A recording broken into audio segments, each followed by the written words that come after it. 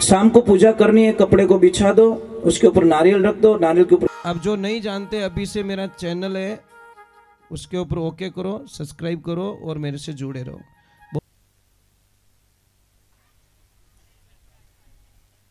जय श्री कृष्णा।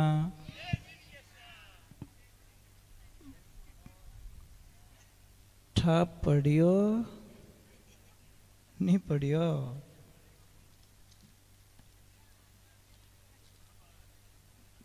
जिंदगी कितनी तेजी से जा रही है। कोई भजन में लिखे थारी उम्र भजन जी भी ना जाए, तारी उम्र रेल जीव जाए। जैसे ट्रेन भाग रही ना, ऐसे ऐसे हमारी उम्र भाग रही है। हम सबको पकड़ लेंगे पर उम्र को नहीं पकड़ेंगे। एक बात का ध्यान रखें। चलो ये एक छोटा सा प्रसंग पूरा कर लेते हैं, गुरुजी के पास में पहुंचा देते हैं, फिर आज की गुरु आश्रम पे छोड़ के हम लोग कल प्रवेश करेंगे कथा में। बुआ जी क्या लेके आए हो? देखो कुछ तो लेके आए। ये सबसे बड़ी बात क्या होती है कि हमारा थोड़ा सा विचार अगर बदल जाए, थोड़ा सा अहिंसा हम सीख जाए ना, तो किसी को हम मारेंगे नहीं। कई लोग बोलते हैं कि ये जो मांस वगैरह वगैरह खाते हैं बड़े गंदे लोग होते हैं। मांसाहारी भी इस दुनिया में बनाए भगवान ने, ऐसी बात नहीं है कि नहीं बनाए, मांस खाने वाले भी बनाए। पर एक बात का ध्यान रखना, जो भी मांस खाते हैं, जो भी चार पैर वाले जो होते हैं पशु कोई भी, उनमें एक कॉमनता देखिए, जन्मते ही उनकी आंखें नहीं खुली रहती। बिल्ली मांस खाती, उनके बच्चे की आंख नहीं खुली रहती। कुत्ता मांस खाता है, उनकी आंखें खुली नहीं रहती। सियार ले लो, शेर ले लो, जो भी ले लो, मतलब उनकी लगभग आंख खुली नहीं रहती। दूसरे नंबर, जो भी मांस खाते हैं उनके 4 दांत बड़े होते हैं।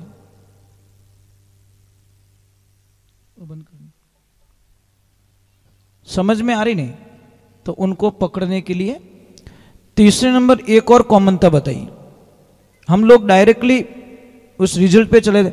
जो भी मांस खाते हैं लगभग वो जीभ से पानी पीते हैं, होठ से पानी नहीं पी सकते। आप कुत्ता ले लीजिए, जीभ से पानी पीता। बिल्ली ले लीजिए, जीभ से पानी पीती है। शेर, चीता, कुछ भी हो, वो सारे जीभ से पानी पीते हैं। तो हमको सोचना पड़ेगा।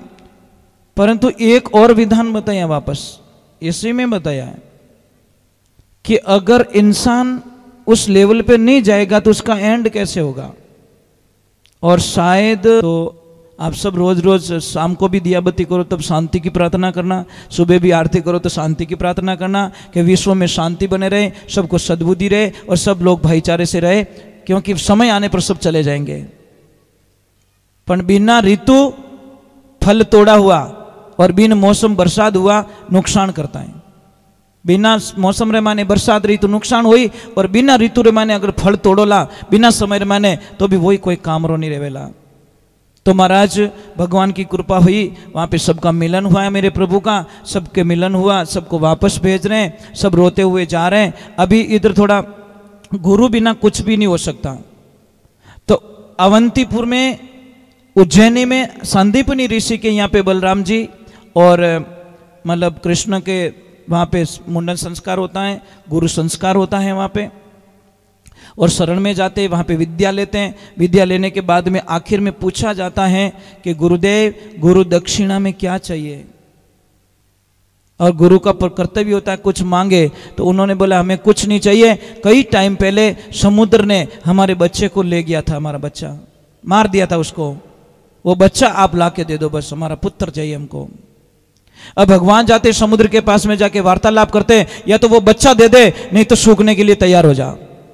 समुद्र हाथ जोड़ के मनुष्य वेश में आके कहता है प्रभु मेरी इसमें कोई गलती नहीं है, यहाँ पे शंकासुर नाम का राक्षस रहता मेरे पानी में, उसने ही उस बच्चे को खाया होगा।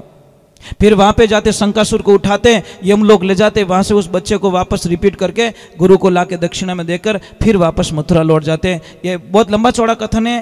वहाँ पे सुदामा जी की कथन आता है, उनकी फ्रेंडशिप का कथन आता है। सुदामा जी और संदीपनी ऋषि ने जब चावल दिए थे, कर्म प्रधान, ये कर्म आगे आएंगे देखना, चावल कुछ दिए थे खाने के लिए, चने दिए थे, तो सुदामा जी बोला इसको क्या पता है, हम खा लेते हैं।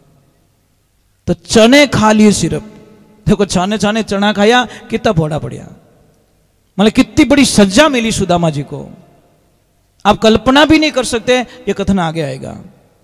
सिर्फ कृष्ण को बताया नहीं, चना खा लिया, बस उसकी सजा। हाँ पूरा है ना। तो चलो फिर आज का विश्राम, भगवान को वापस मथुरा आ गए गुरुधाम में जाके, और 2 दिन और बाकी रहे।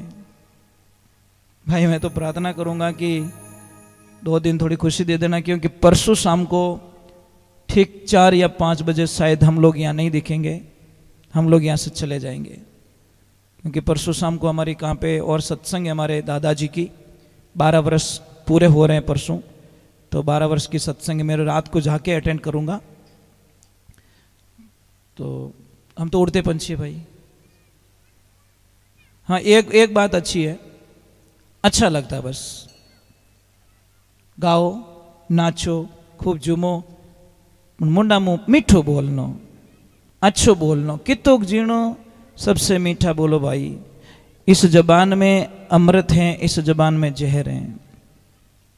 शास्त्रों में तो ये लिखा है कि रसना तू राम बिना मत बोल। रसना जबान को कहा कि जितना तू भगवान का भजन कर ले उतना आनंद आ जाएगा। और मैं आप सबको कह रहा हूं, एक लिखवा रहा हूं, एक तो कल मैंने एक प्रश्न छोड़ दिया था अधूरा, गोलोचनी किसे कहते हैं?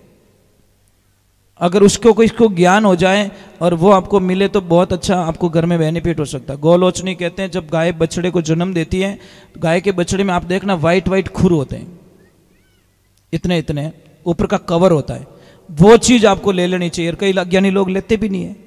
जब बछड़ा खड़ा होता है उससे टूट जाए, इतना भी कण मिल जाए ना आपको, उसको कहते हैं गोलोचनी।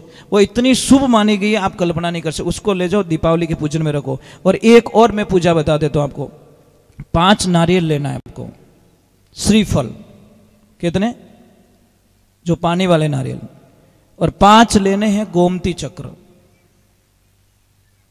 ये मिल जाएगा पूजा के दुकान पे, गोमती चक्र 5 आएंगे। 1.25 किलो पीली सरसों, ये वो लोग ही लेना जो पूजा में विश्वास करते हैं। जो पूजा में विश्वास नहीं करते उनको लेने की जरूरत नहीं है। लेना भी मत, फालतू का पैसा खर्च हो जाएगा आपका, बेनिफिट कुछ मिलेगा नहीं आपको। और 5 लेना है हरे कलर का कपड़ा, 5 कलर का कपड़ा, हरा, लाल, नीला, पीला और काला, ये 5 कलर के कपड़े लेने आपको। सबसे पहले जब आप दीपावली की पूजन करो उस टाइम में ये उपयोग कर देना, उस टाइम में लेनी ये चीजें, मैं अभी एडवांस में बता रहा हूं।